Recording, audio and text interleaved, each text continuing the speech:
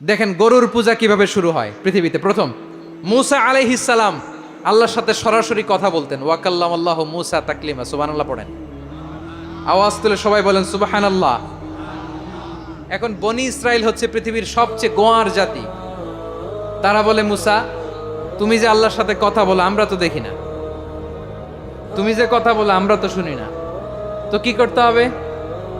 বনি ইসরাইল বলে আমাদের মধ্য থেকে 70 জন নিয়ে যাইতে হবে তোর পাহাড়ে। ওরা আয়সা যদি কয় হয় আমরা শুনছি, তাহলে বিশ্বাস করবো।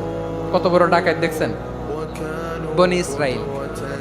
এদের চেয়ে গোয়ার জাতি নাই। এত গোয়ার তুমি করেছো মুসা আলাইহিস সালামের সাথে।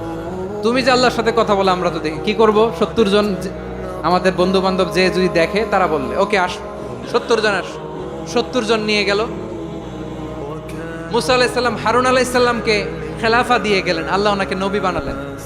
মুসা আলাইহিস সালাম বললেন, হারুন খবরদার, বনি ইসরাইলের মধ্যে তাওহীদের বাণী প্রচার করবা, ঐক্য ধরে রাখবা, বিচ্ছিন্ন হতে দিবা না। চলে গেছে। এইদিকে বনি ইসরাইলের এক দুষ্ট লোক ছিল, নাম সামিরি। কি নাম? সামিরি। সে সবাইরে বলল তোমাদের স্বর্ণগুলো ফালাও। স্বর্ণগুলো ফেললো, বনি ইসরাইলের স্বর্ণগুলোকে গলিয়ে সে একটা গরুর বাচ্চা বানালো। গোবৎস। কিসের বাচ্চা? দেখেন গরুর পূজা কিভাবে শুরু হয় পৃথিবীতে প্রথম। গোবৎস পূজা, গরুর বাচ্চার পূজা কিভাবে? সে স্বর্ণগলি গরুর বাচ্চা করে জিবরাইল আলাইহিস সালাম যে জমিনে এসেছিলেন, ওই ফেরেশতার পায়ের নিচের একটু মাটি সে বুদ্ধি করে প্যাকেটে রেখে দিছে। সে গরুর বাচ্চা বানায় স্বর্ণ দিয়ে গলিয়ে ওই মাটি এটার মধ্যে ঢুকাই দিছে ভেলকি দেওয়ার জন্য। স্বর্ণ দিয়ে বানানো গোবৎস গরুর বাচ্চার গায়ে যখন সেই মাটি ছুঁড়ে দেয়া হলো, এখন বাছুরের ভেতর থেকে ভ্যাঁ ভ্যাঁ আওয়াজ আসতেছে। কি আসতেছে? সবাই তো অবাক। সামিরি বলে, আরে তোমরা যে 70 জন দিয়ে মুসা আলাইহিস সালাম রে পাঠাইছো, ওইদিকে এত ঘুরতেছে, আল্লাহরে খুঁজে পায় না, আল্লাহ তো এটার ভিতরে ঢুকছে। নাউজুবিল্লাহ বলবেন না?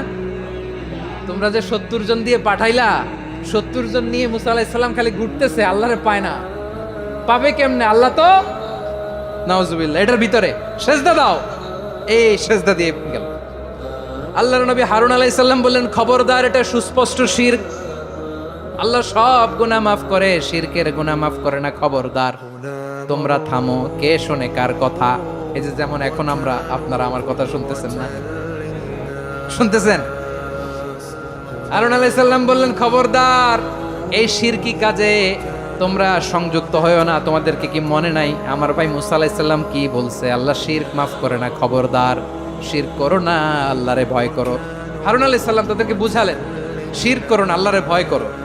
শুধু এতটুকুই তিনি বুঝালেন, দাওয়াতি কাজ পালন করলেন, কিন্তু প্রতিরোধ করেন নাই, সশস্ত্র সংগ্রামে লিপ্ত হন নাই, বাধা দেন নাই। কারণ গৃহযুদ্ধ বেঁধে যেতে পারে। উনি ভাবলেন, আমি যদি আমার বাহিনী নিয়ে দাওয়াত দেওয়ার সাথে সাথে প্রতিরোধ করি, আক্রমণ করি, ওরাও আমারে আক্রমণ করবে, ব্লাডশিড হবে, রক্তপাত।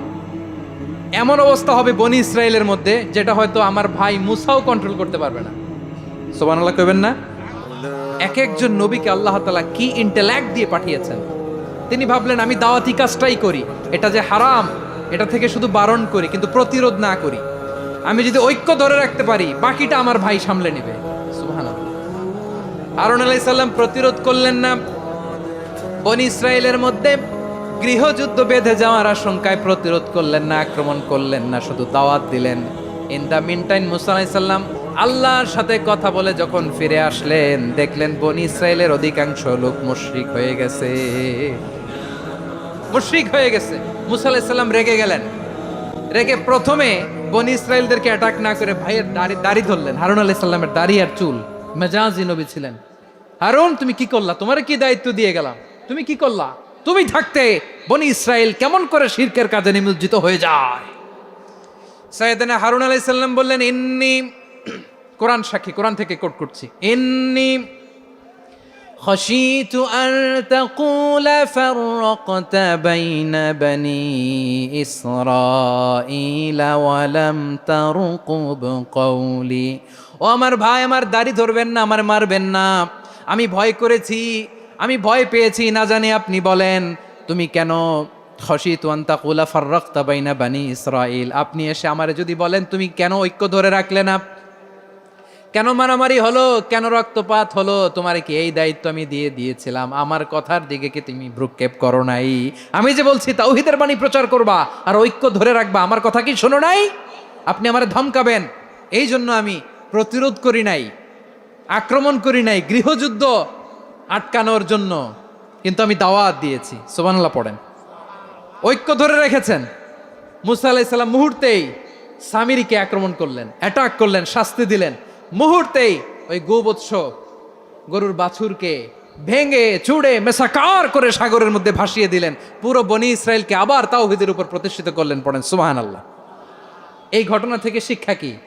শিক্ষা হচ্ছে আপনি শিরকের আড্ডাখানা দেখলেও বৃহৎ স্বার্থে তাওহীদের দাওয়াত দিবেন, প্রয়োজনে আপনি ঐক্য নষ্ট করবেন না। সুবহানাল্লাহ পড়বেন না? তাহলে ঐক্যের গুরুত্ব বেশি না কম বলেন? আওয়াজ করে বলেন। ওয়াতাসিমু বিহাবলিল্লাহি জামিআ, আল্লাহর রশিকে আঁকড়ে ধরো। ওয়ালা তাফাররাকু, তোমরা বিচ্ছিন্ন হয়ো না। পেকুয়ার ভাইয়েরা আওয়াজ করে বলেন তো আদেশটা কার? এখন বলেন আমাদের ঐক্যবদ্ধ জীবনের দরকার আছে না নাই? এই যে ডক্টর মোহাম্মদ ইউনূস আমাদের লিডার, উনি যে আমাদেরকে জাতীয় ঐক্যের আহ্বান জানিয়েছে, ওনার আহ্বানে আমাদের সাড়া দেওয়ার দরকার আছে না নাই? রাজনীতিবিদদের যে ডাকছে খুশি লাগে নাই আপনার? আলেমদের ডাকছে খুশি লাগে নাই? আলহামদুলিল্লাহ বলবেন না? আলহামদুলিল্লাহ। সবাইকে ডেকেছে, ঐক্যবদ্ধ করেছে। আমরা ঐক্যবদ্ধ থাকতে চাই, আমরা ঐক্যবদ্ধ জীবন চাই, আমরা আর কাদা ছড়াছড়ি করতে চাই না। রাজি আছেন সবাই? এখন আমরা যদি ঐক্য নষ্ট করি আমাদের কি কি সমস্যা, কি ক্ষতি, কি কুফল? অনৈক্যের কুফল কি? কয়েকটা কুফলের কথা বলে শেষ করব। প্রিয় ভাইরা, what are the drawbacks and disadvantages of division, social and political division in the society, disunity? আমরা যদি বিচ্ছিন্ন হই, একে অপরের যদি মারামারি করি, একজন যদি আরেকজনের কাফের ফতোয়া দেয়, আমাদের কি ক্ষতি? শুনবেন? কথা কয় না, শুনবেন? এক নাম্বার ক্ষতি হচ্ছে আমরা যদি বিচ্ছিন্ন হই আমাদের শক্তি কমে যাবে, আমাদের পাওয়ার আমরা হারাবো। আমাদের কি হারাবো? পাওয়ার। মনে রাখবেন, যখন আমি একা থাকি তখন আমি ব্যক্তি, যখন আমরা সবাই মিলি তখন আমরা শক্তি। যদি পরিস্থিতি কখনো এমনও হয় শিরকের আড্ডাখানা, আপনি ঐক্য প্রতিষ্ঠার জন্য, ঐক্য রক্ষার জন্য তাও শুধু তাওহীদের দাওয়াত দিবেন, ওইখানে আক্রমণ করবেন না। এটা কোরআনের নীতি। কথা বুঝতে পেরেছেন? সামনে শিরকের কি? কথা কয় না। শিরকের কি? আড্ডাখানা, আখড়া। কিন্তু ঐক্য বজায় রাখার জন্য, গৃহযুদ্ধ এড়ানোর জন্য আপনি শুধু এটা যে শিরক, এটা হারাম, এটা থেকে তোমরা বেঁচে থাকো, শুধু দাওয়াত দিবেন, আপনি আক্রমণ করবেন না। এটা কোরআনের বিধান। সুবহানাল্লাহ কইবেন না? তো এই চমৎকার ঘটনাগুলো আপনারা শোনাইতে পারবো এরকম বিশৃঙ্খলা করলে?